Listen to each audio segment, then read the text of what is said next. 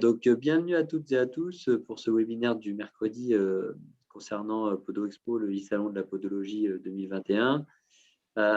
Donc, d'ores et déjà, je vous invite toujours à aller parcourir un petit peu sur le e-salon les stands des exposants, profiter de leurs promotions. Il y a des lots à gagner tous les jours, n'hésitez pas à aller jeter un coup d'œil. Et puis, les webinaires le midi qui sont entièrement gratuits et accessibles. Aujourd'hui, on a la chance d'avoir Dr Dubo, qui a été pendant plus de 20 ans le médecin des FC Girondins de Bordeaux et puis de d'autres aussi sportifs. Donc, il va pouvoir nous faire un petit focus sur la cheville du sportif avec l'exemple du footballeur, sa coupe de source.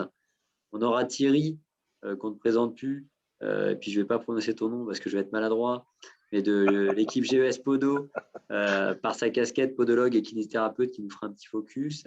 Et après, à 12h55, on aura la chance aussi d'avoir Dr Ronnie Lopez, qui est à la clinique du pied de Nantes, et qui parlera de la chaussure de décharge de l'avant-pied en chiro-ortho. Alors, moi, pour le coup, je vais arrêter de partager mon écran. Je vais redonner la main à Dr Dubo. Et donc, vous allez pouvoir comme ça, partager votre écran, Dr Dubo. Je vous en prie.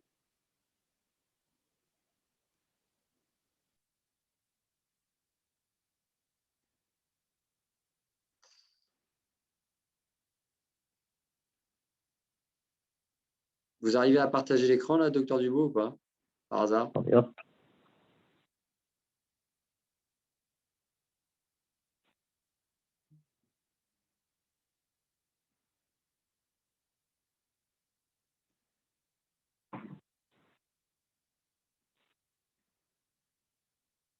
Là, vous devez avoir la main, normalement. Qui peut partager? J'ai tous les panélistes, seulement l'hôte. Attends, je vais refaire la manipulation. Normalement, pour moi, c'était bon. Hop, hop. Allez-y, recommencez.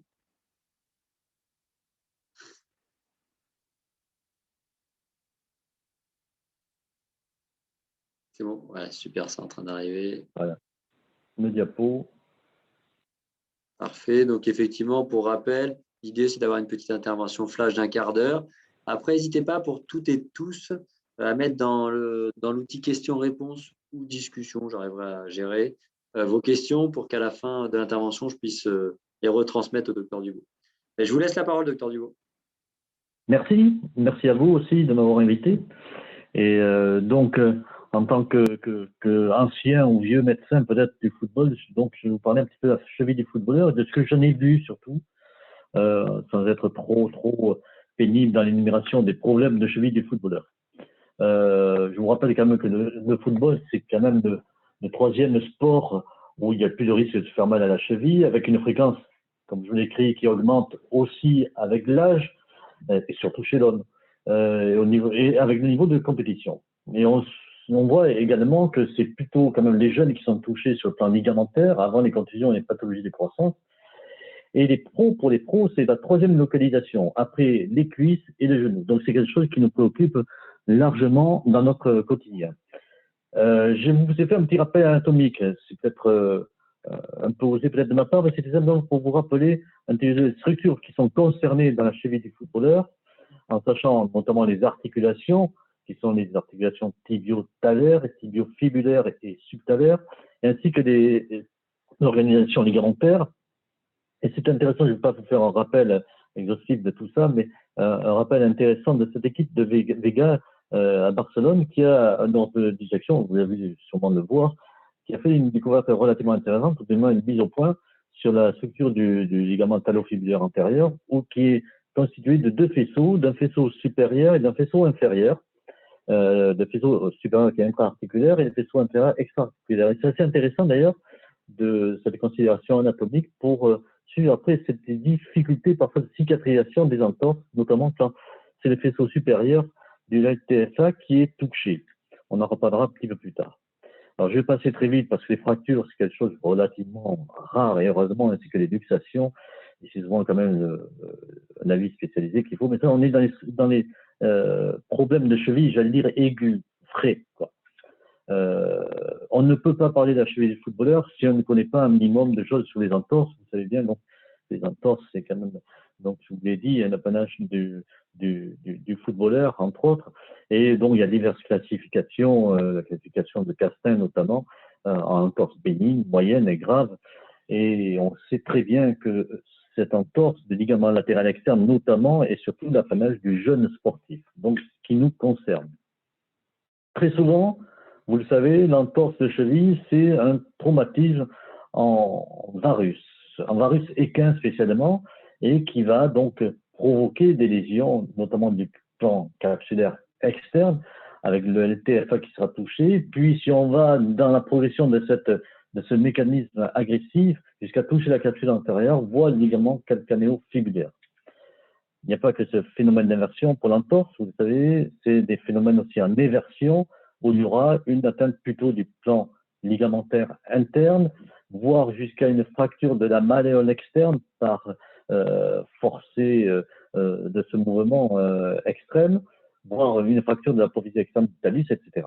Chose qu'on voit quand même relativement rarement, mais on va peut-être en voir des conséquences après dans la cheville du footballeur pour plus tard. Autre mécanisme d'entorse, je vous le passe rapidement, c'est l'entorse antérieure avec un traumatisme infection plantaire.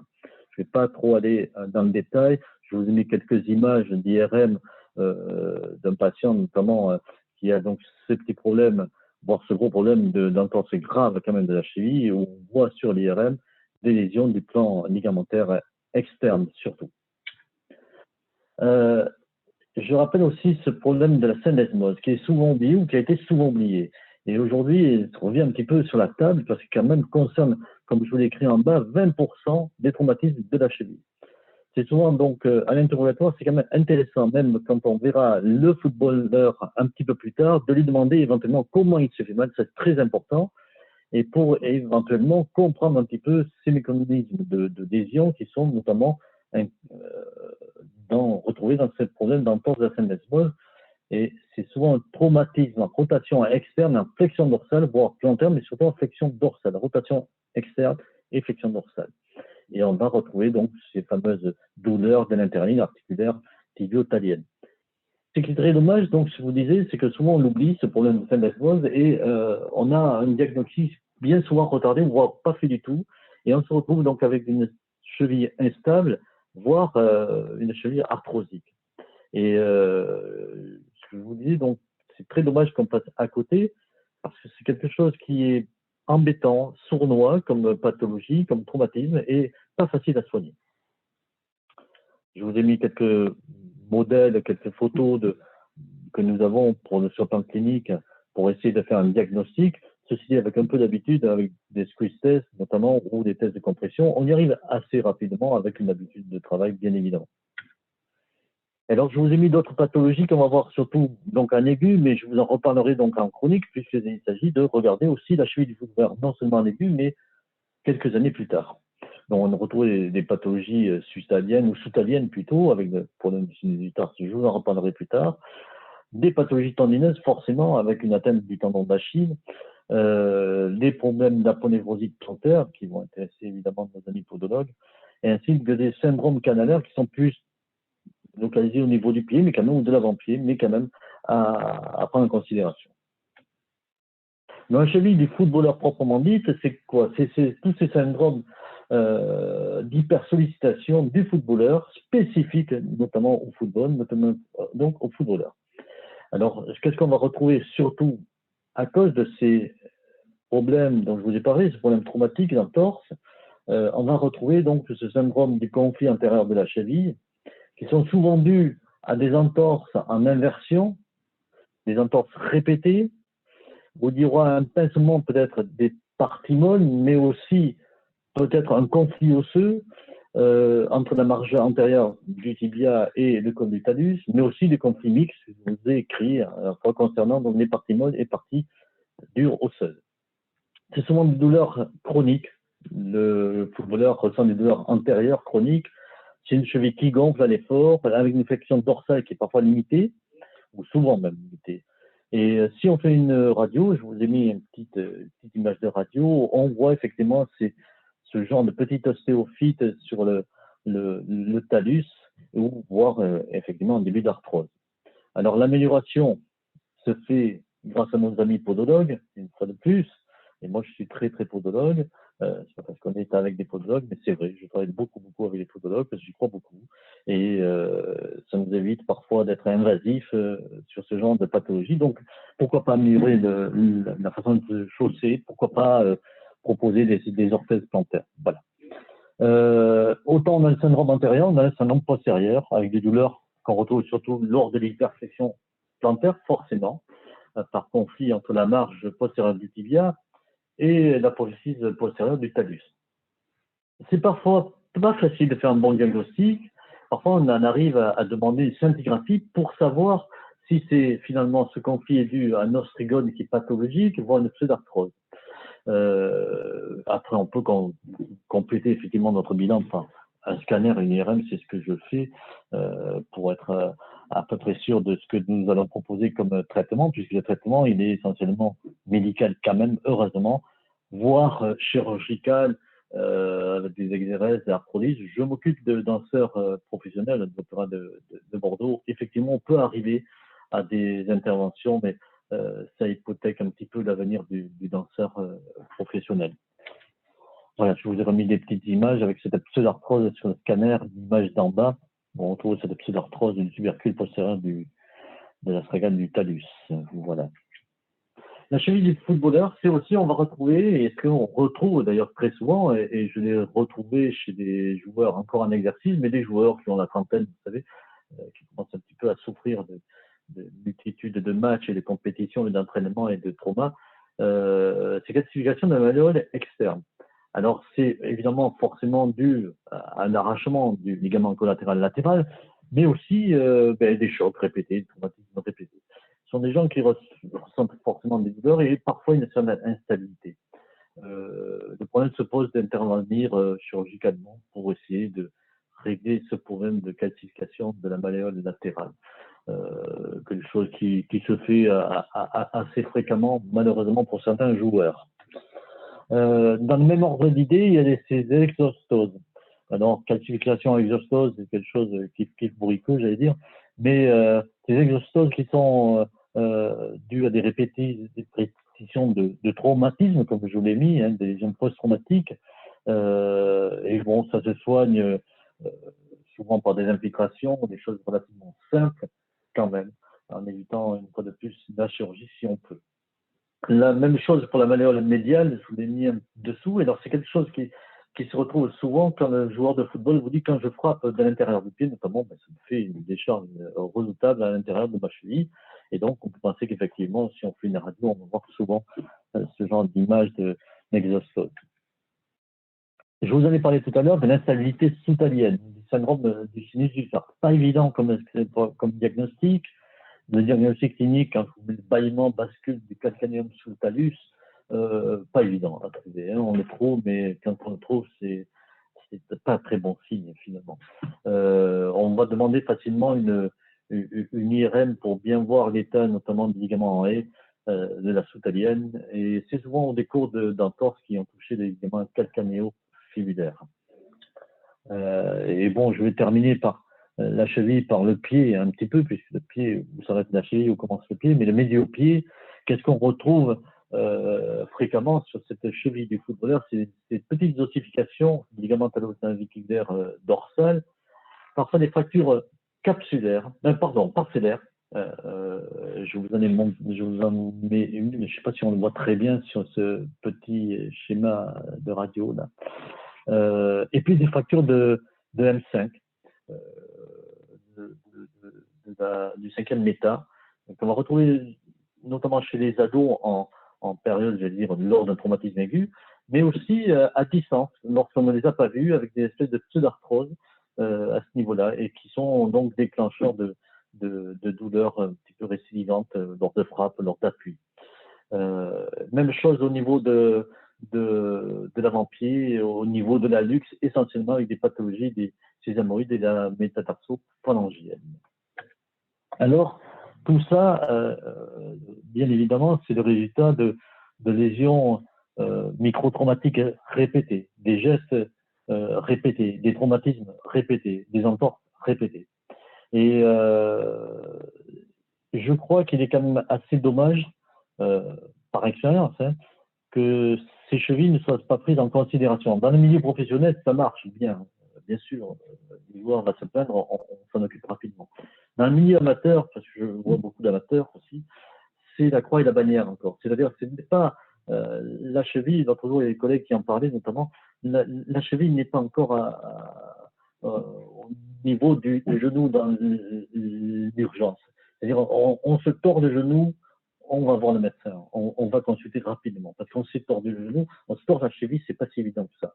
On ne les voit pas arriver tout de suite et c'est très dommage. Donc, c'est donc ces conséquences du traumatisme, comme j'ai mis, plus ou moins graves, qui sont plus ou moins traités, plus ou moins rééduqués et encore moins réadaptés. Alors, on essaie de comprendre un petit peu quand les gens se font mal aussi, quand est-ce qu'ils doivent reprendre, quand est-ce qu'ils peuvent reprendre, en faisant des tests.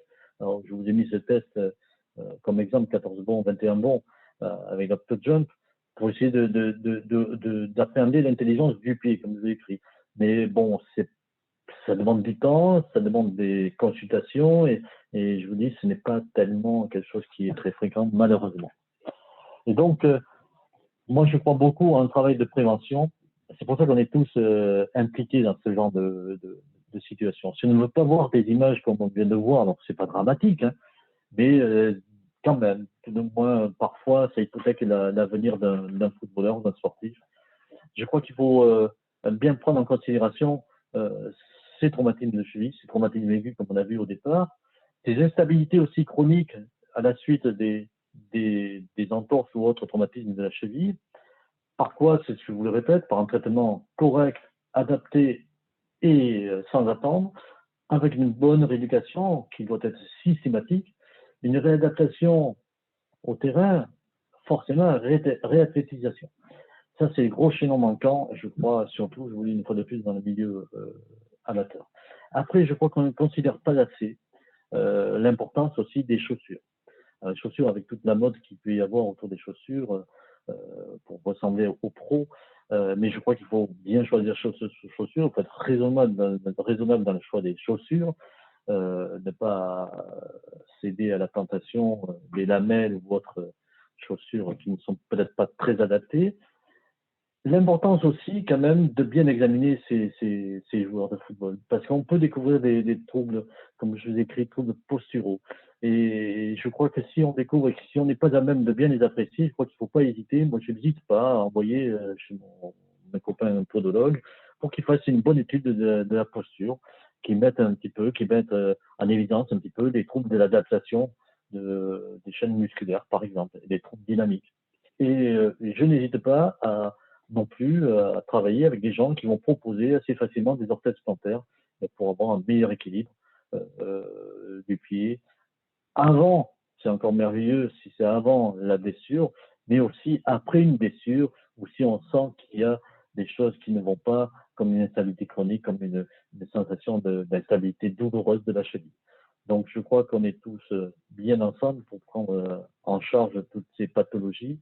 Et je vous dis surtout, il ne faut pas qu'il y ait des chaînes manquants, ni dans le traitement, une rééducation, réadaptation, et puis aussi dans les soignants qui sont le médecin, le kiné, mais aussi le podologue, afin d'assurer un bel avenir à nos sportifs. Voilà. Merci beaucoup, docteur Dumont. Il y a une question qui est posée par Diane. Donc, n'hésitez pas à poser effectivement quelques questions au docteur Dumont. Il y a une question qui est posée par Diane. Est-ce que votre expérience a montré qu'en fonction des différents postes des joueurs, est-ce qu'il y avait des pathologies qui étaient plus courantes selon les postes et les profils? Oui, alors évidemment, les attaquants sont plus exposés à des chocs parce que aujourd'hui, il n'y a pas de pitié pour un attaquant. Hein. Un attaquant technique, il n'a pas le temps de faire 3 dribbles alors qu'il reçoit 2 ou 3 tacles vite fait. Donc, ce sont des gens qui sont très exposés, il faut qu'ils anticipent beaucoup plus souvent que le défenseur, qui est le défenseur, lui, bon, le défenseur, il va être exposé, c'est-à-dire lorsqu'il fait une tête sur un geste défensif, mais c'est surtout des attaquants qui sont relativement malmenés par les défenseurs, bousculés, taclés, etc. Alors, j'ai pas parlé d'un cheville du footballeur, mais on avait réfléchi une fois avec un collègue pour essayer mais bon, ça s'est fait depuis, puis on n'était pas dans le merchandising, si je puis dire, mais Mais on avait réfléchi à des solutions peut-être d'orthèse, pas orthèse plantaire, mais plutôt dans la protection des chevilles protectrices, notamment vis-à-vis des traumatismes, non seulement des traumatismes, j'allais dire, indirects, en faisant des mouvements d'inversion ou d'éversion, mais aussi simplement sur des coups. Parce que je vous dis, des défenseurs sur les attaquants, ils ne pardonnent pas, quoi. Donc je pense que le poste, il fait pour beaucoup. C'est vrai qu'on retrouve quand même plus de chevilles du footballeur chez les joueurs offensifs que chez les joueurs défensifs. Et Elsa, elle pose une autre question sur l'entorse de cheville qui est très, très courante. Est-ce que quand on a une entorse de cheville qui, par exemple, n'a pas eu de rééducation post-pathologie, est-ce qu'il est intéressant quand même de travailler sur la rééducation à distance? Est-ce qu'il y a un bénéfice possible pour la cheville? Toujours. Toujours. Moi, je suis très partisan de ça parce que, alors c'est toujours pareil, il faut savoir les examiner, il faut savoir les interroger. Mais si, de toute façon, on a tout intérêt quand même à distance de l'entorse, on a tout intérêt à quand même à travailler parce que je crois que ce qui est perdu est rarement rattrapé. Notamment sur le plan proprioceptif, je crois que ce sont des gens qui ont des lésions qui vont traîner comme ça à vie. Et puis malheureusement, ce qui est quand même très souvent, c'est le nombre de récidives, et c'est 60-70% de récidives chez les gens qui n'ont pas fait une rééducation correcte, donc ce qui est énorme. Donc, ils passent rarement par maille, ces gens-là. S'ils n'ont pas fait de rééducation, malheureusement, il faut s'attendre à ce qu'il y ait une récidive de l'entorse. Donc, dès qu'on le sait, moi je sais que je fais faire de la rééducation, tant pis, même si on est à distance, ça fait rien. On refait un travail de renforcement. Si le renforcement est correct, on fait un travail de proprio. J'hésite pas à dire aux gens d'acheter un plateau de Freeman, ça coûte 25 euros sur Internet, bon coussin, et de travailler un petit peu chez eux ou de faire de se tenir sur un pied en regardant les infos. Ça, c'est hyper important. Je crois que si on ne le fait pas, on le paie un jour ou l'autre. Et il y a Sandrine qui demande, on a souvent le sujet des terrains synthétiques, terrains gazon. Alors, elle fait un focus sur notamment les adolescents. Est-ce qu'en fait, il y a une différence vraiment significative pour les adolescents qui pratiquent le football ou sur gazon ou sur terrain synthétique? Oui, beaucoup. Hein.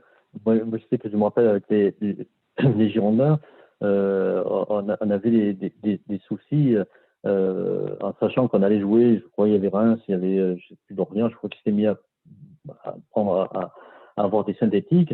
D'ailleurs, qu'ils ont enlevé certains parce que c'était épouvantable. Et alors, nous, on a dit, bon, on va faire un synthétique au Hayan, enfin, pour les Girondins. Et donc, pour les entraîner pour le match du week-end. Et enfin, on a arrêté parce qu'on avait des tas de symptômes, essentiellement des douleurs tendineuses, douleurs aussi rachidiennes, mais douleurs tendineuses, de cheville, de genoux, simplement parce qu'ils s'étaient entraînés une petite heure sur les terrains synthétiques. Je m'occupe d'un pôle espoir féminin, donc ce sont des jeunes filles footballeuses, hein, puis je vois aussi beaucoup de jeunes aussi en cabinet, évidemment, qui travaillent beaucoup sur synthétique. Il y a également pas photo. Alors, il y a beaucoup plus de pathologies sur synthétique, parce qu'une fois de plus, c'est une affaire de somme, mais c'est une affaire de chaussures qui sont pas toujours très adaptées. Ce que je disais tout à l'heure, ils mettent des lamelles sur synthétique. Enfin, euh, il y a des tas de choses. Ça accroche un peu plus, donc ils se tombent de la cheville. Enfin, c'est extrêmement compliqué comme histoire. Alors je me dis peut-être que c'est aussi, si on continue tous à travailler sur des synthétiques, peut-être notre anatomie, notre physiologie va changer, va s'adapter de notre façon de courir sur des nouveaux terrains. Après tout, on courra peut-être dans 20 ans tous sur des pelouses synthétiques et le gazon, ça n'existera plus. Donc, on sera tous pareils. Aujourd'hui, on fait des différences parce qu'il y a encore des gazons et des terrains synthétiques. Mais c'est sûr que le terrain synthétique, c'est une calamité. Il y a on va encore faire une ou deux questions.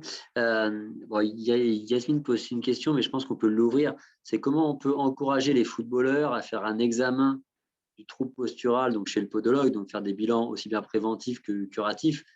On pourrait presque tourner la question, comment on peut faire pour en fait favoriser le travail interprofessionnel et sensibiliser en fait le footballeur à essayer d'aller effectivement faire des bilans chez le podologue.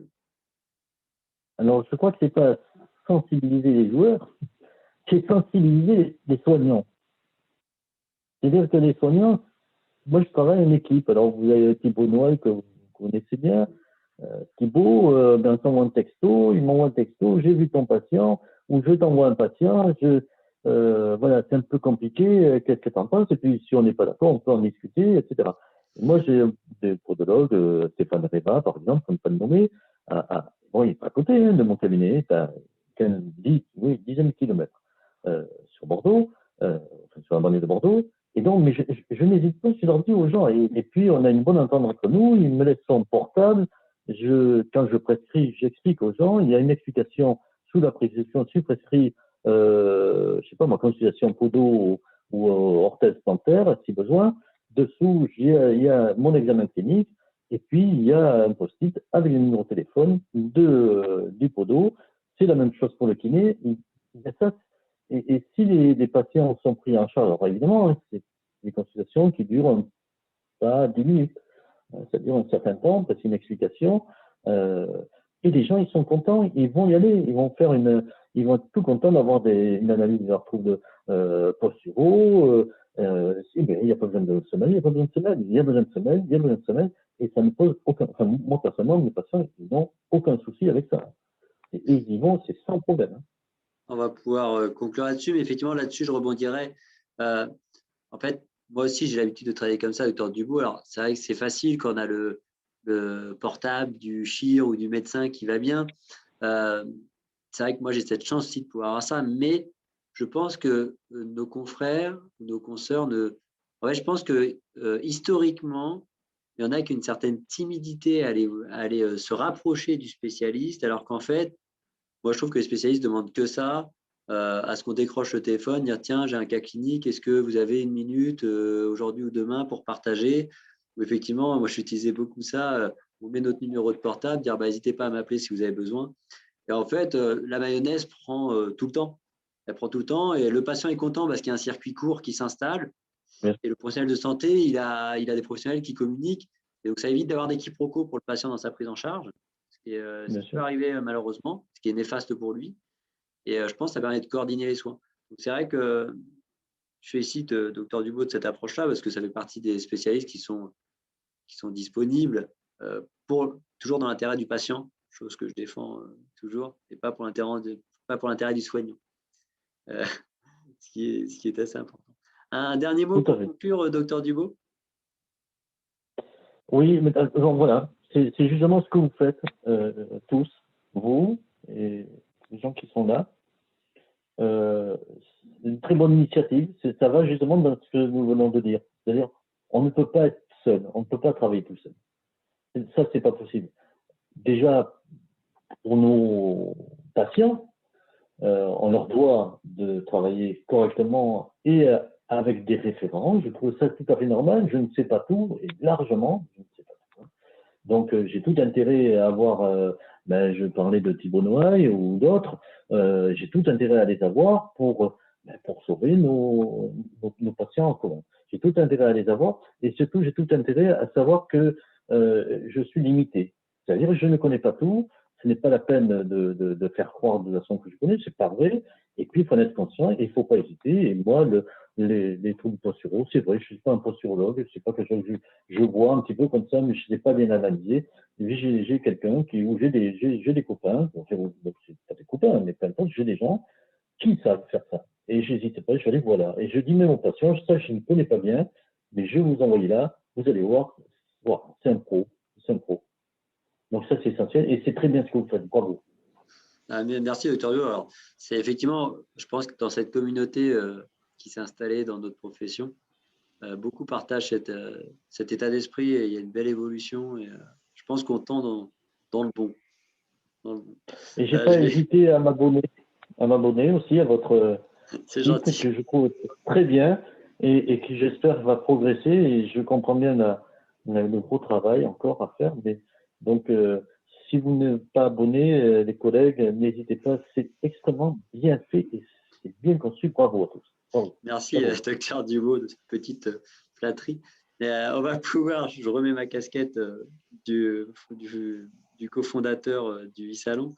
On va pouvoir passer à Thierry. Donc, Thierry, que je ne présente pas, de l'équipe GES Podo, qui nous avait énormément aidé qui avait mis en place de toutes pièces d'ailleurs le premier e-salon numérique l'année dernière. On a été un peu en back-office. Donc Thierry, il est podologue et kiné, il va se présenter mieux que je peux le faire. Thierry, est-ce que tu peux essayer de partager ton écran pour voir? Oui, voilà, j'y vais. Ouais. Normalement. Voilà, normalement c'est bon. Ouais, Oui. Ouais, super, c'est entraîneur. Je te laisse dérouler. Hein, c'est bon, oui. Ça va. Okay. Du style. Ouais, merci Jérémy. Merci docteur Dubo. Alors forcément, je dirais avant de démarrer sur mon sujet, la pluridisciplinarité, voilà, je pense qu'il n'y a pas, ça ne devrait plus poser question aujourd'hui, même si, comme Jérémy le dit, on a encore parfois des petites craintes ou des petites appréhensions de déranger l'un l'autre. Voilà. Comme Jérémy l'a dit, je suis kiné et podologue et également enseignant dans une des 4 écoles de podologie en Belgique. Et mon intervention aujourd'hui se fera sur la problématique entre l'orthèse plantaire et je dirais le principe de dose-réponse. Est-ce un problème ou est-ce une solution? Alors, je vais passer. Voilà. Alors, tout d'abord, pour qu'il n'y ait pas d'équivoque, mon conflit d'intérêt, comme vous le savez certainement et comme Jérémy l'a encore redit, je suis cofondateur de GES-Podo, où on travaille activement dans la numérisation de l'ensemble des processus liés à l'activité de la podologie. Alors, la problématique de la dose-réponse pourrait très bien se manifester comme suit. On le sait tous, c'est-à-dire que si on va donner un médicament à 10 personnes, eh bien, comme vous le voyez sur l'image de droite, il y a un pourcentage de ces 10 patients qui va avoir une action positive due au médicament. Et donc, on aura je dirais, la réponse sera positive par rapport à la dose donnée. Et puis, il y aura peut-être un pourcentage plus faible, c'est ce qu'on espère forcément, de personnes qui vont dire ce médicament, il n'a rien fait, donc il faut trouver un autre dosage ou une autre molécule ou autre chose. Et puis, à l'inverse, on aura peut-être une personne qui va se dire alors moi, c'est la catastrophe, ce médicament ne me convient pas du tout. Et donc, quelque part, cette notion de dose-réponse dans les médicaments, on le vit, je dirais, presque quotidiennement. Et comment est-ce qu'on peut transposer ça par rapport maintenant à notre outil semelle? Alors, petite image en termes d'orthèse, voilà. Alors, c'était pas volontaire, mais j'ai repris une image de douleur sur pied et cheville.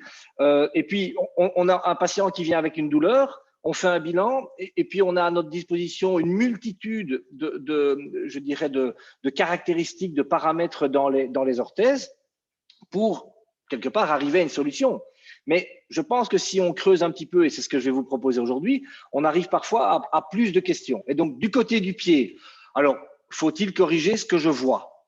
Ça, c'est peut-être une des premières questions, parce que quand je vais faire un bilan, je vais regarder mon patient sous toutes les coutures, debout, en décharge, à la marche, à la course. Donc, faut-il corriger ce que je vois? Faut-il corriger la pronation? Alors, ça peut paraître très simple comme question, mais ça ne l'est pas du tout. Et si oui, quel pourcentage de cette pronation ou plus globalement de ce mouvement dois-je corriger pour arriver à une bonne réponse, donc une réponse efficace vis-à-vis de l'outil? Alors, maintenant, du côté de l'orthèse, comment être certain que l'orthèse est efficace? Et en effet, on va réfléchir en pluridisciplinarité. Donc, si en plus de l'orthèse, j'ajoute un traitement kiné, un traitement ostéo, un traitement médicamenteux, autre, comment faire en sorte qu'on puisse avoir une approche peut-être un petit peu plus quantifiée sur ça? Quels sont les principes actifs d'une orthèse? Autre question, en fonction des différents modèles, il y a différentes réponses. Est-ce qu'une orthèse peut être curative? Alors, je pense que là, on est tous d'accord. Est-ce qu'elle peut être préventive? Voilà, la porte est ouverte. Est-ce qu'on corrige? Est-ce qu'on compense? Est-ce qu'on peut faire en sorte que l'orthèse soit un outil, je dirais, qu'on va utiliser sur un temps court, 3 mois, 6 mois, pour un véritable réengrammage d'un geste bien spécifique. Quand doit-on retirer une orthèse? Est-ce que si on porte une semelle, une orthèse, est-ce que c'est à vie? Oui, non. Voilà, c'est le genre de questions que l'on pourrait se poser. Alors, on va aller un petit peu plus loin, toujours en termes d'orthèse par rapport à la dose-réponse. Eh bien, je pense que plusieurs modèles, dont des modèles anglo-saxons datant d'il y a, je vais dire, une cinquantaine, une soixantaine d'années, prônaient le fait que, voilà, on visualisait un valgus, une pronation sans semelle. Avec semelle, on remet les choses, je vais dire, de manière orthopédique. Donc, on les remettait dans la verticalité. Alors, c'est plaisant. Ça correspond à notre façon de réfléchir. Donc, la verticalité et la rectitude est la norme. Pédagogiquement, c'est super facile. Parce que forcément, on va expliquer aux étudiants que plus on s'éloigne de cette verticalité, plus on doit revenir vers cette verticalité.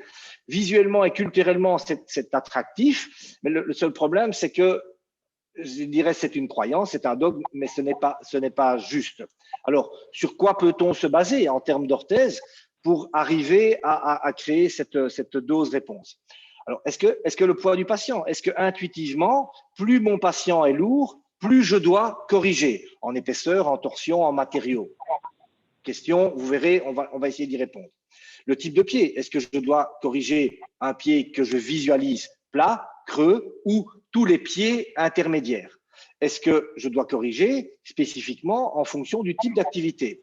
Eh bien, toutes ces questions, alors aujourd'hui, on peut aller forcément un petit peu plus loin, il y a très très peu de liens entre l'état du pied et son fonctionnement, à plus forte raison avec son dysfonctionnement. Donc, le fait de mieux comprendre ce qui se passe au moment où ça se passe, pourquoi ça se passe, pourquoi est-ce qu'un patient bascule ou un sujet bascule d'un état de fonctionnement à un état de dysfonctionnement, va nous permettre, par effet rebond, de revenir sur quand est-ce que je dois mettre la semelle, quel est le principe, quel est le paramètre que je dois utiliser pour être pertinent.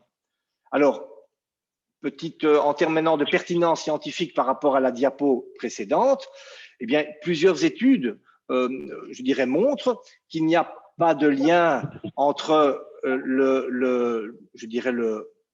une mesure et le fonctionnement. Alors, deux études. Hein. Alors, en 1998, Nig, qui est un Suisseau-Canadien, eh bien, il a fait courir 12 sujets avec différents inserts, avec différents types de corrections. Et le but était de voir si il y avait un lien entre le contrôle de la pronation au niveau du pied et la gestion de l'endorotation du segment jambier.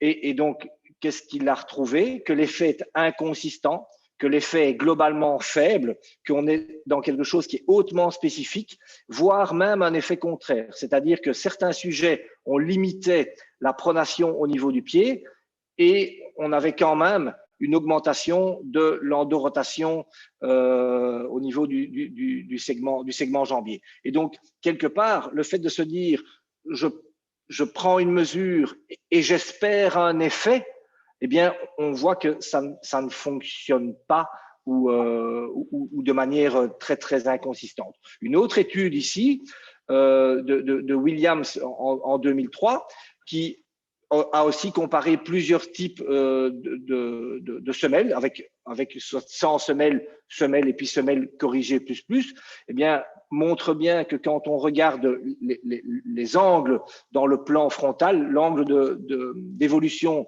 de l'arrière-pied dans le plan frontal, on ne voit aucune différence entre ces coureurs ou les sujets, quelles que soient les conditions. Par contre, quand on regarde les moments moteurs de l'arrière-pied, alors là, on voit des différences. Le problème, c'est que aujourd'hui, eh bien, on est bien équipé dans les cabinets pour analyser la vidéo. On est moins bien équipé pour analyser les moments de fonctionnement.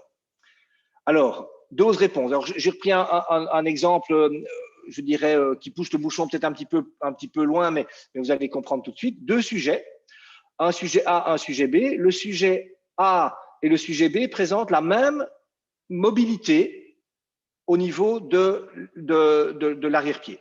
Donc, on est sur quelque chose qui est cohérent entre sujet A et sujet B. La seule chose, c'est que quand on regarde ces patients, on va dire marcher ici pour l'exemple, eh bien, le sujet A va attaquer à une attaque talon sol à 5 degrés varus et une pronation maximale à 10 degrés valgus. Donc, quelque part, il effectue une pronation. Donc, le vrai mouvement, le fonctionnement est de 15 degrés. Par contre, le patient qui présente la même mobilité, lui, a une attaque talon à 5 degrés valgus et une pronation maximale à 12 degrés valgus. Et donc, le patient B, lui, effectue une pronation, donc un mouvement, un fonctionnement de 7 degrés. Et donc, qu'est-ce qui se passe? Mais qui est le vrai pronateur? Est-ce que c'est le sujet A ou le sujet B? Qui est hyperpronateur? Mais quelque part, l'hyperpronateur, on pourrait dire que c'est le sujet A et pas le sujet B, qui pourtant est plus loin dans son maximum de valgus angulaire, mais pas fonctionnel. Qui est pathologique, qui est normal? Ça, clairement, sans le bilan, on ne sait pas dire qui est pathologique, qui est normal. Visuellement, qui est à risque? On pourrait se dire que visuellement, celui qui est à risque, c'est le sujet B qui est plus loin dans le valgus, donc dans l'état du pied. Et après, petite question, c'est pas méchant, c'est juste pour pousser la réflexion un petit peu plus loin. Quel sujet ressortira avec une orthèse après un bilan? Le sujet A ou le sujet B? Voilà, je laisse, on y reviendra. Alors, maintenant, ici, je démonte un petit peu peut-être les modèles de réflexion classiques pour aller, mais il faut faire quoi finalement? Alors, j'ai pris un arrêt sur image. Imaginons voilà, que vous visualisiez un pied comme ceci. Alors, on va dire un modèle A. J'ai pris volontairement un modèle plutôt français et un modèle plutôt anglo-saxon. Modèle 3 arches. On pourrait se dire, je visualise un effondrement de l'arche interne de X millimètres. Donc, je mesure et j'ai des outils. J'ai le naviculaire drop, j'ai le FPI, le Foot Posture Index qui va me donner une valeur et j'obtiens une ou des valeurs. Et puis, avec ces valeurs, on est bien toujours dans une notion d'analyse, dose, réponse par rapport à une efficacité. Eh bien, je voudrais mettre une hémicoupole de combien de millimètres? Donc, j'ai des choix thérapeutiques à faire. Maintenant, on se met dans un modèle B, classiquement le modèle anglo-saxon qu'on connaît le mieux, le modèle de Root, qui est le modèle structuro-fonctionnel développé en 1970. Je calcule une déviation en torsion de X degrés au-delà d'une norme, je mesure et j'ai l'angle calcasol en position relâchée, j'ai l'angle calcasol en position corrigée, j'ai la torsion de l'avant-pied par rapport à l'arrière-pied et j'obtiens une ou des valeurs. Et puis, je corrige. Je vais corriger une détorsion d'un certain nombre de degrés. Mais vous voyez bien que par rapport à ce que je viens de vous expliquer avant, ni le modèle A ni le modèle B ne peuvent être pertinents par rapport à cette notion de qu'est-ce qui se passe à un moment donné, comment ça fonctionne et comment je vais corriger. Et puis peut-être qu'il faut inventer un modèle. Alors, le modèle C, c'est peut-être le modèle clinique, c'est je regarde et j'analyse. Oui, on a parlé de bilan. Oui, mais je regarde quoi? Comment? Selon quels critères? Qu'est-ce que je regarde? Qu'est-ce que je fais? Comment j'aborde la problématique du pied?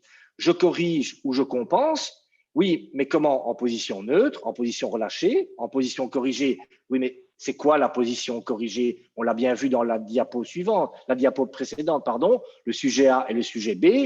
C'est quoi la position corrigée? Alors, je ne mesure pas, c'est encore une autre possibilité, je regarde.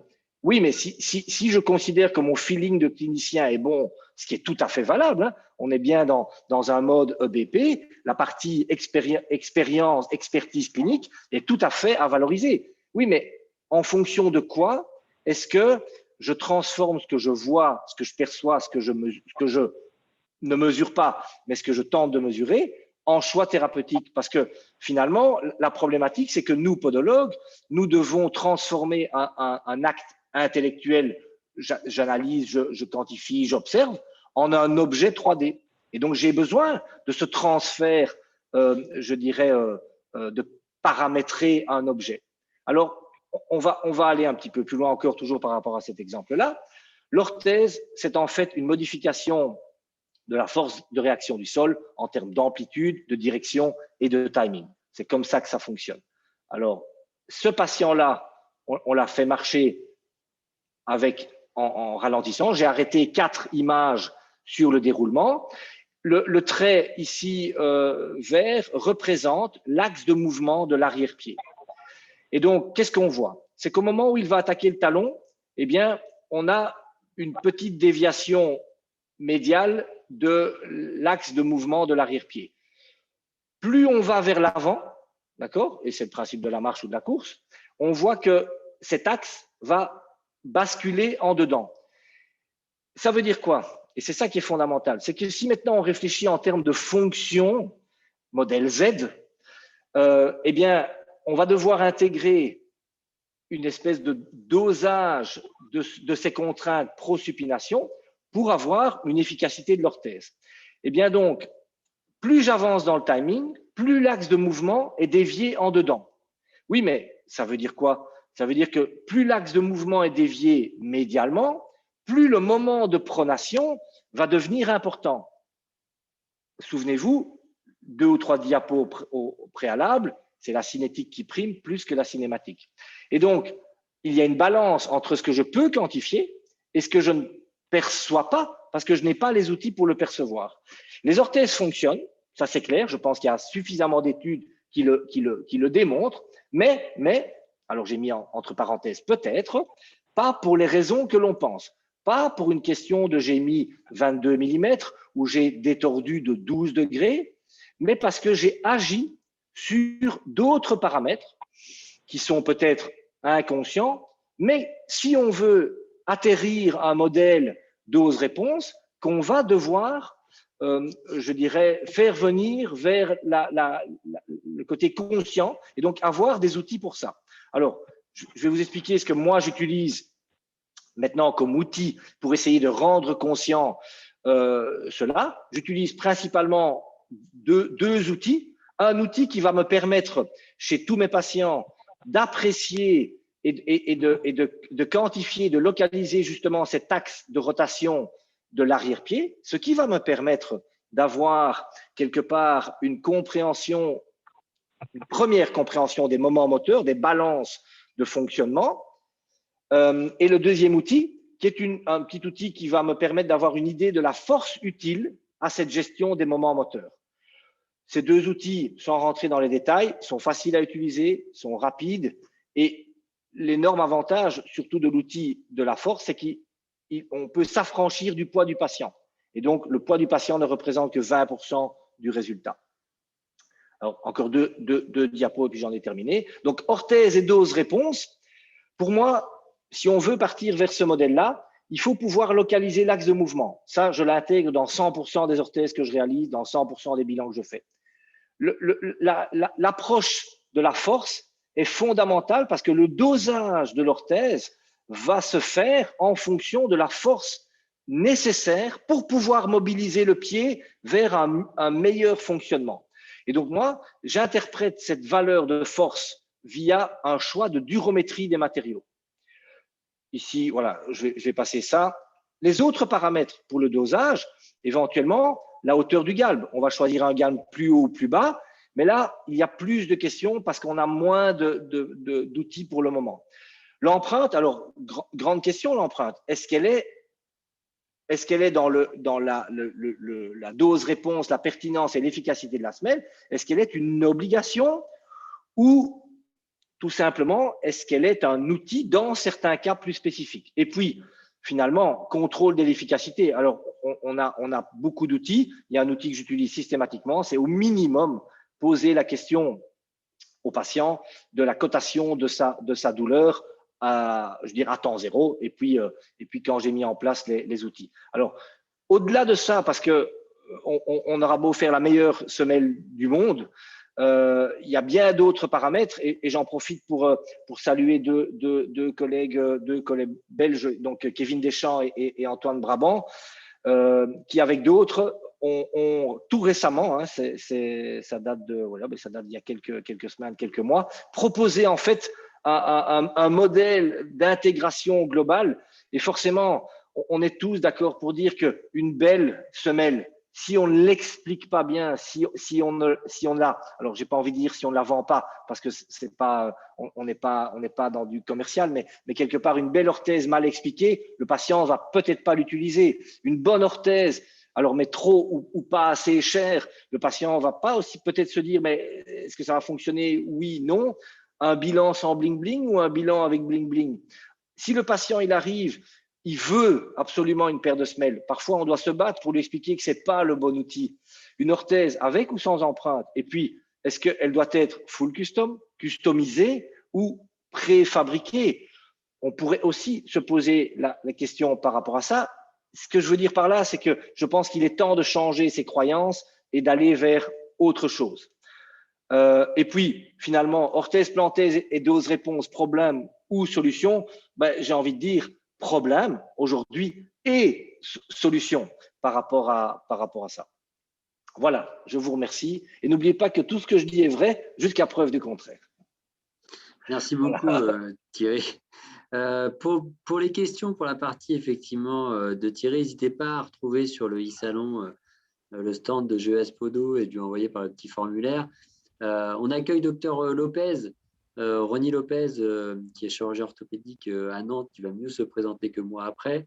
Étant donné qu'il a des contraintes professionnelles à 13h30, c'est pour ça que j'enchaîne sans transition. Ce qui fait comme ça, il va pouvoir nous faire sa présentation de 15 minutes et ça nous laissera le temps pour quelques questions. Docteur Lopez, est-ce qu'on peut essayer le son? Oui, là vous entendez? Super, donc bonjour, excusez-nous pour bonjour à tout le monde. de retard. Je vous laisse partager votre écran si vous le souhaitez. Tac, tac. Parfait. Et puis c'est bon. Je vous laisse introduire. Bon, bonjour à tous. Merci pour l'invitation à Didoc. Donc effectivement, je m'appelle Ronnie Lopez, je suis chirurgien à Nantes, spécialisé dans la chirurgie de la cheville et du pied, du sportif également. Donc le thème de la journée va être de vous rapporter en fait les résultats d'une étude qu'on a développée. Vous allez voir, je ne sais pas si je suis en plein écran. Est-ce que ça c'est mieux? Là c'est mieux. Oui, là c'est parfait. Voilà, donc l'objectif était en fait le développement d'une chaussure. Et donc vous voyez, je vais passer directement à la diapo numéro 2. On ne parle jamais de nos conflits d'intérêts, c'est un conflit d'intérêt majeur pour cette étude, donc je n'ai pas peur de l'avancer. En fait, j'ai développé cette paire de chaussures avec une société. Et pour développer cette chaussure, en fait, on a mené une étude biomécanique sur les différentes possibilités de développer cette chaussure. Et c'est comme ça que j'ai trouvé intéressant finalement de comparer, une fois que cette chaussure était finie, à toutes les autres chaussures du marché pour savoir en fait quelle était la décharge permise par les chaussures. Et donc, je vais vous rapporter les résultats de cette étude. Donc, il y a un conflit d'intérêt qui est majeur, mais ce n'est pas l'objet du travail à la base. Donc, on va suivre un plan relativement simple. Je vais vous rapporter les résultats d'une enquête de pratique que j'avais menée au sein des chirurgiens de la FCP pour savoir un petit peu comment ils géraient leurs chaussures post-opératoires dans la chirurgie de la luxe valgus.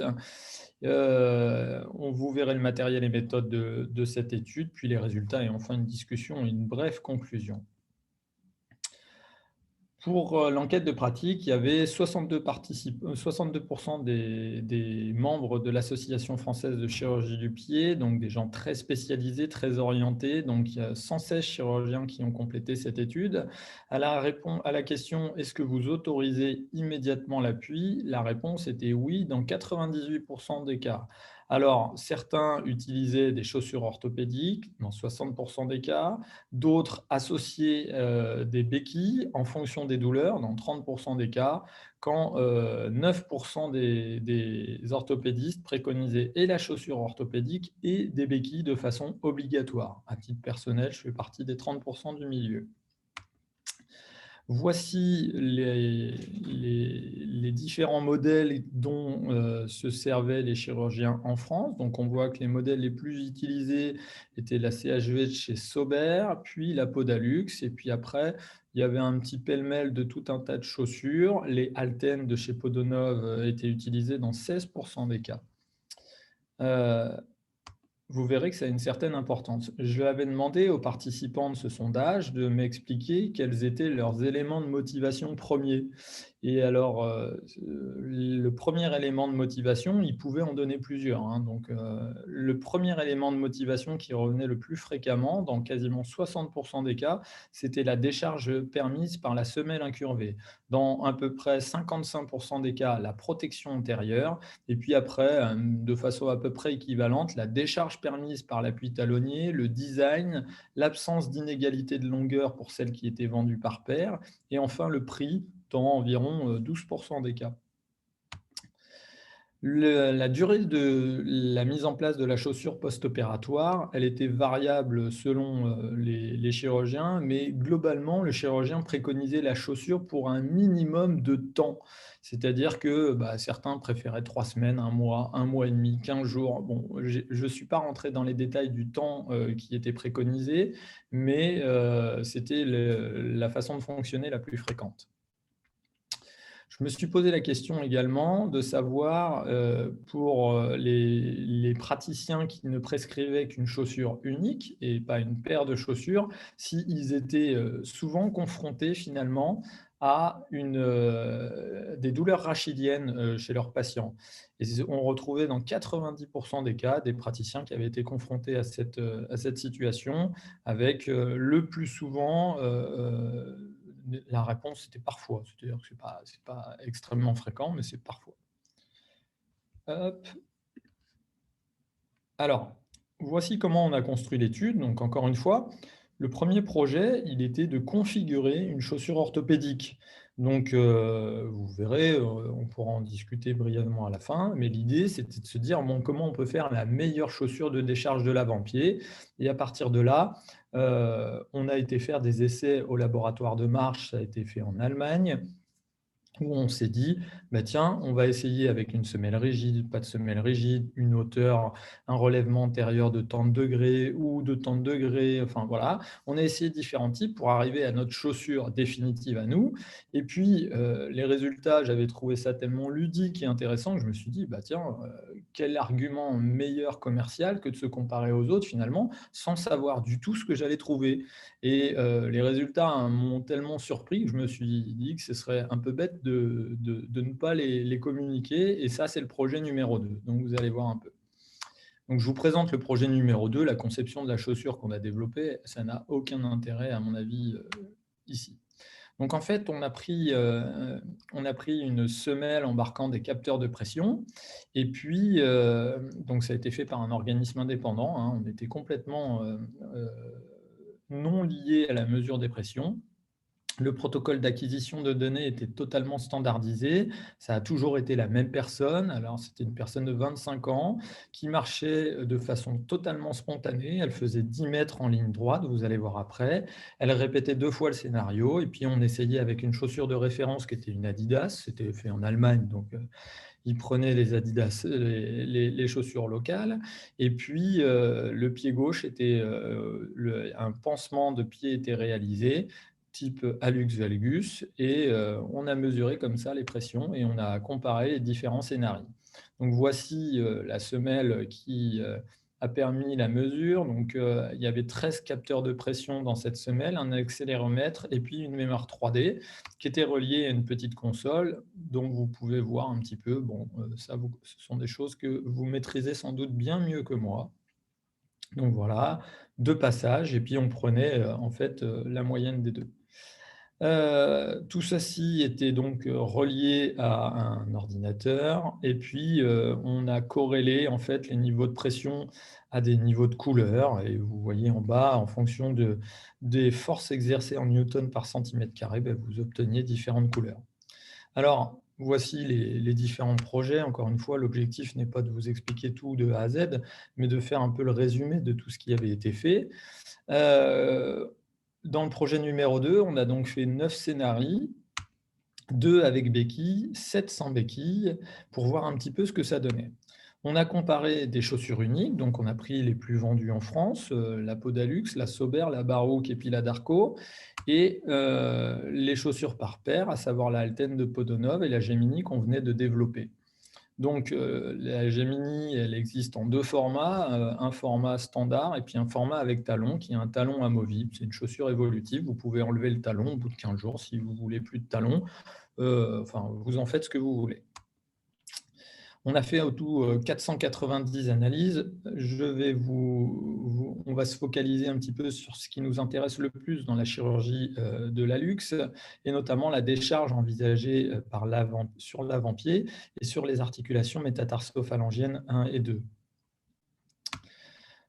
La diapositive, je pense, la plus intéressante, la voici. Voici le diagramme. En fait, si on prend, donc vous voyez en bas le diagramme, si on prend la chaussure Adidas comme niveau 0 de décharge, on va regarder un petit peu quelles sont les décharges permises par les différentes chaussures qui sont les plus vendues sur le marché en France. Alors, c'est assez bluffant. À titre personnel, j'utilisais par exemple la chaussure Alten de chez Podolog avant, et j'ai quand même été extrêmement surpris de voir que la décharge finalement permise par cette chaussure était seulement de 3%.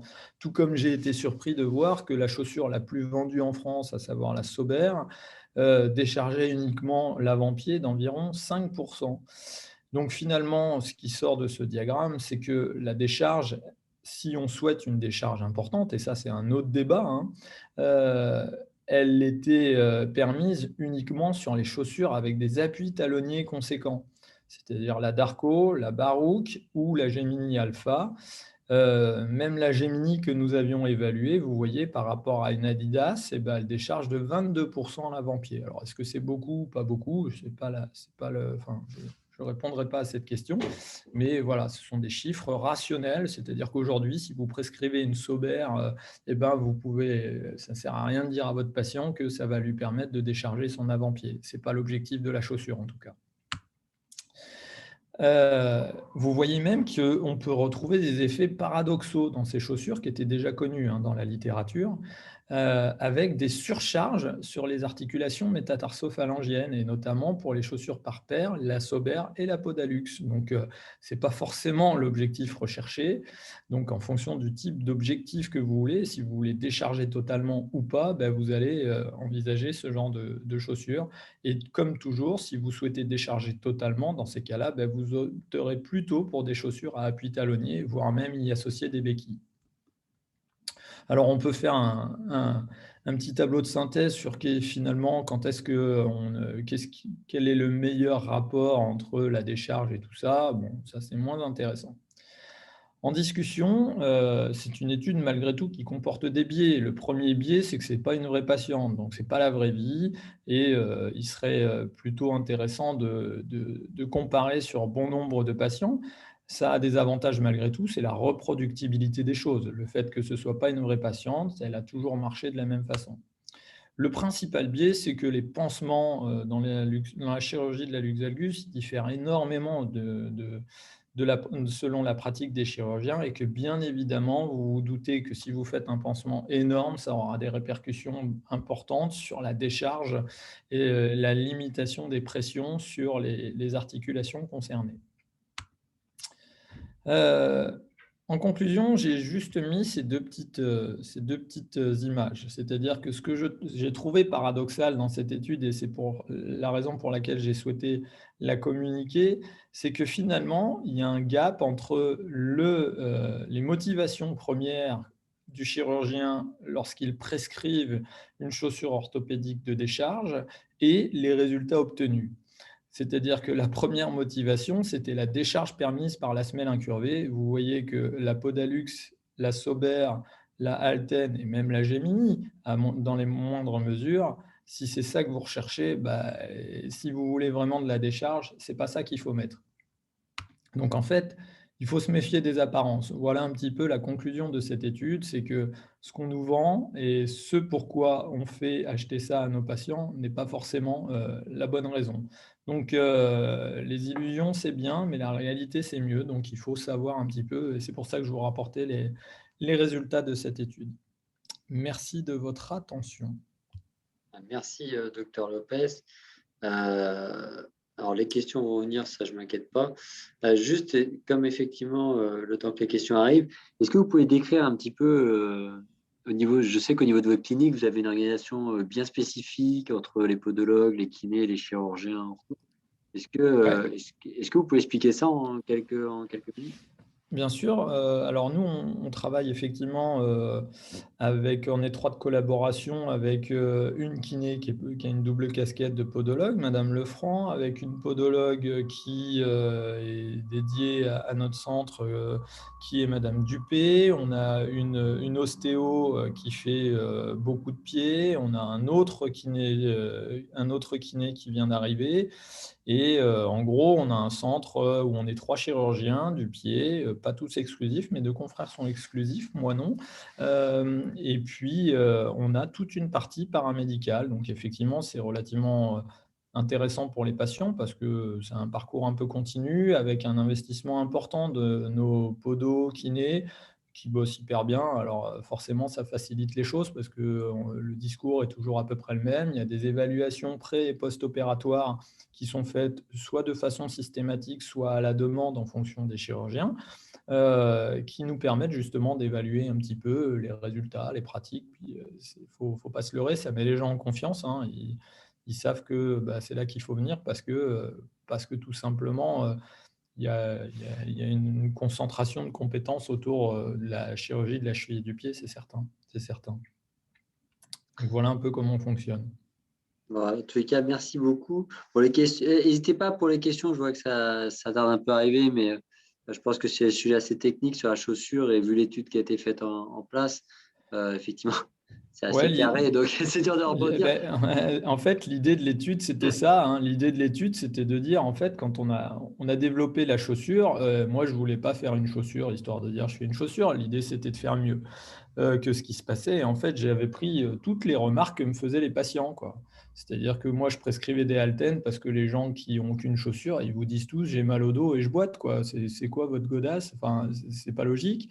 Alors la deuxième remarque, c'était toujours, même avec les haltères, ça se décolle, enfin voilà. Donc on a fait des chaussures qu'on a développées, mais l'objectif, c'était de faire quelque chose de carré, d'où la recherche de l'étude biomécanique. Et puis après, quand on a commencé à discuter avec les commerciaux, je leur ai dit, bah, attendez, si on veut se positionner, autant savoir si on peut, comment on peut se positionner, parce qu'aller dire aux gens, ma chaussure est mieux, alors que finalement, on n'en sait rien. Et finalement, moi, j'ai été bluffé hein, des résultats. Je ne m'attendais pas du tout à trouver des choses comme ça, hein. Et c'est vrai que ça a été assez marrant. C'est une des études les plus marrantes que j'ai trouvé à faire, quoi. Il y Voilà. a, Et, il y a Aude qui pose une question. Elle, effectivement, elle conseille plutôt, enfin, en Île-de-France, apparemment, c'est la Barou qui est quand même un peu la star. ben, la Est-ce que Baroque, en fait, c'est pas une mauvaise chaussure, encore une fois. Moi, je ne suis pas là pour faire le procès des unes ou des autres, hein. Vraiment, l'objectif, c'était de dire, attention, quand vous prescrivez une Sauber, dire à quelqu'un, vous allez voir, ça va décharger l'avant-pied, c'est faux. Voilà, ça, c'est vrai. C'est que, mais après, ça dépend ce qu'on souhaite. Ça dépend ce qu'on souhaite. Et donc, justement, son interrogation, c'est comment tu arrives à présenter ça aux patients, comment tu arrives à expliquer aux patients que la chaussure est moins pertinente. Euh, Ah ben moi, c'est facile. C'est-à-dire que globalement, ce que je souhaite, c'est protéger, entre guillemets, l'avant-pied du patient. Je ne cherche pas une décharge totale. La preuve en est, quand on fait de la chirurgie percutanée dans la chirurgie de l'avant-pied, on a besoin que les gens marchent dessus parce que le réglage dans la chirurgie percutanée, dans 9 cas sur 10, notamment sur les rayons latéraux, il se fait de façon totalement fonctionnelle. Donc on a besoin que les gens marchent pour que les têtes métatarsiennes aillent se régler sous les métaphyses. Donc, si on mettait les gens en décharge, ça ne marcherait pas. On n'opère pas un patient paraplégique d'une chirurgie percutanée du pied. Ça ne pourrait pas fonctionner. Donc, en fait, aller mettre une barouque à ce patient-là, pour moi, ça ne m'intéresse pas. L'idée, c'est de limiter la charge pour limiter les douleurs, mais on a besoin d'une certaine charge. Donc, par exemple, à titre personnel, je prescris la Gemini qu'on a développée, mais je ne la prescris pas avec les talons, parce que pour ma part, ça ne m'intéresse pas. C'est pas ce que je souhaite. C'est pas ce que je souhaite. Alors que si je voulais une décharge plus importante, je pourrais très bien prescrire la Gemini Alpha avec l'appui talonnier. Donc en fait, je leur explique. Alors mes collègues me disent, bah oui, mais attention, le cou, le machin. Je leur dis, mais tous les patients que vous opérez, ils vont voir un ostéopathe parce qu'ils ont mal au dos. Donc après, c'est un choix. Chacun fait comme il veut. Mais et pour la prescrire depuis déjà pas mal d'années.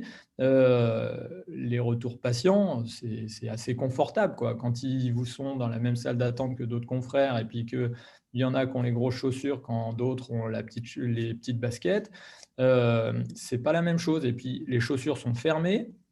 Et donc, en fait, c'est tout bête, mais j'ai des gens, moi, qui reprennent le boulot avec les chaussures orthopédiques, parce qu'il faut quand même avoir un peu l'œil pour savoir que ce sont des chaussures orthopédiques, tout comme les haltènes d'ailleurs, hein. C'est pour ça que je prescrivais ça avant. Donc, les gens peuvent conduire, alors que vous avez une Sauber ou une Podalux, vous ne pouvez pas conduire, quoi. Donc, les arguments, ils sont assez faciles, hein. Moi, je leur explique, voilà, déjà, vous n'allez pas boiter comme un canard. Deuxièmement, vous ne serez pas embêté pour la reprise des activités parce que vous avez simplement le pied gonflé et que parce que cette limitation liée au pied gonflé vous empêche de reprendre le boulot, quoi. C'est-à-dire que quelqu'un qui a des chaussures un peu serrées, tant qu'il ne peut pas les remettre, s'il ne peut pas retourner au boulot, ça peut durer 6 mois, hein. Donc, voilà un peu les arguments, quoi. Combien de temps ils portent en moyenne les chaussures? En moyenne, 1 mois. C'est-à-dire que moi, je les revois après la chirurgie de l'avant-pied, je les revois à 3 semaines. Et à 3 semaines, je leur dis, écoutez, vous en faites ce que vous voulez de la chaussure. C'est-à-dire qu'elle était là, c'est un confort, elle était là pour vous protéger un petit peu. Maintenant, si votre pied, si vous êtes bien dedans et que vous souhaitez la garder longtemps, il n'y a aucun effet délétère à ça. Mais si vous n'êtes pas bien dedans, que vous la trouvez moche, grosse ou ce que vous voulez, ou lourde, vous pouvez la quitter rapidement. Il n'y a pas d'effet péjoratif à la quitter rapidement. Et en moyenne, grosso modo, au bout d'un mois, il l'envoie promener la chaussure, quoi. Après, ça dépend aussi du type de chirurgie. Quand vous faites juste un hallux valgus, ça va très vite. À l'inverse, dès qu'on commence à toucher aux rayons latéraux, le pied reste gonflé un peu plus longtemps et nécessairement, la chaussure, souvent, il s'en sépare un peu moins rapidement. Alors, une dernière question pour que vous puissiez retourner après à vos Ouais, pas de souci. consultations. Sandrine demande, est-ce qu'il y a une incidence sur la cicatrice dans une chaussure qui n'est pas incurvée? Alors, à ma connaissance, non, mais c'est vraiment une réponse purement pratique. C'est-à-dire que pour le coup, elles sont toutes un petit peu incurvées, hein, hormis Baroque d'Arco. Toutes les autres, le principe est la semelle un petit peu incurvée. Mais je ne crois pas qu'il y ait d'incidence ni dans un sens ni dans l'autre pour l'une ou l'autre des chaussures, en tout cas. Je pense que ça se saurait depuis le temps qu'on en prescrit. Mais je ne crois pas. Il y en a quand même quasiment 100 000 prescrites par an, hein, donc, en France. Donc, s'il y en a une qui avait un rôle sur la cicatrisation, je pense qu'on le saurait. Mais en tout cas, ce n'est pas à ma connaissance pour répondre. Bon, merci en tous les cas, Dr Lopez. De rien. Merci encore à vous. Ouais, n'hésitez pas, s'il y en a qui ont d'autres questions, n'hésitez pas à me les transférer par mail et je transmettrai directement aux spécialistes que vous avez pu entendre aujourd'hui. Je vais conclure. Merci beaucoup à toutes et à tous. Vous retrouverez tout en replay d'ici demain sur le Podo Expo dans la rubrique webinaire. Et puis, allez parcourir un petit peu les stands des exposants. Et puis, on se retrouve demain. Merci à tous. Bonne journée. Au revoir.